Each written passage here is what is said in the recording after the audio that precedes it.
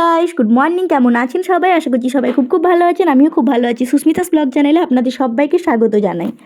Exam শেষ, আজকে ওদের বলেছে যে বাড়ির থেকে সবাই যেন কিছু না কিছু একটা করে জিনিস বানিয়ে নিয়ে আসে। তাই ও অনেক টেনশনে ছিল কী বানাবে কী বানাবে। তারপর দুজনে মিলে অনেকক্ষণ ভাবার পর মনে পড়লো, ও আমাকে বললো, দি তুমি আমার জন্য একটা মোমের ডিম বানিয়ে দেবে? ব্যাস, আমিও বললাম হ্যাঁ বানিয়ে দেবো। কারণ ছোটোবেলায় আমিও একবার আমার স্কুলের জন্য মোমের ডিম বানিয়েছিলাম, তাই এটা আমি জানি কীভাবে বানাতে হয়।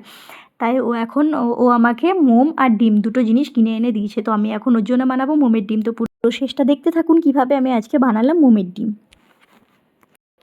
মোমসহ পাত্রটিকে আমি গ্যাসের মধ্যে বসিয়ে দিলাম, আর গ্যাসটা একদম লো ফ্লেমে রাখতে হবে। চামচ দিয়ে আমি একটু মোমগুলোকে উলটপালট করে দেব। এভাবেই খুব সহজে মোমগুলো গলে পুরো একদম তেলে পরিণত হয়ে যাবে।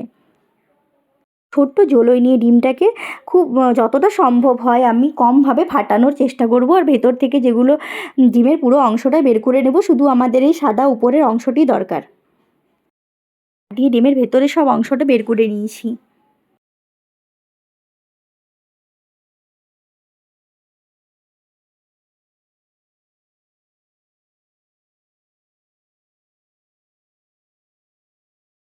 চামচ দিয়ে আমি একটু মোমগুলোকে উলটপালট করে দেব।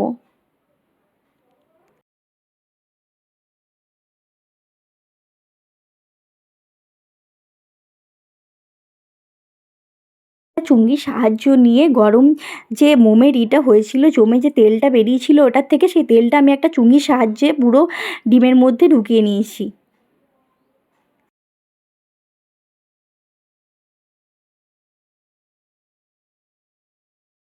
তারপর আমি এটা কিছুক্ষণের জন্য ডিপ ফ্রিজে রেখে দিয়েছিলাম। তাতে কি হলো, তাড়াতাড়ি মোমটা পুরো জমে আগের মতো মোমে পরিণত হয়ে গেল। ধীরে ধীরে ডিমের যে সাদা খোসাটা সেটা খুব ভালো করে তুলে ছাড়িয়ে নিলাম।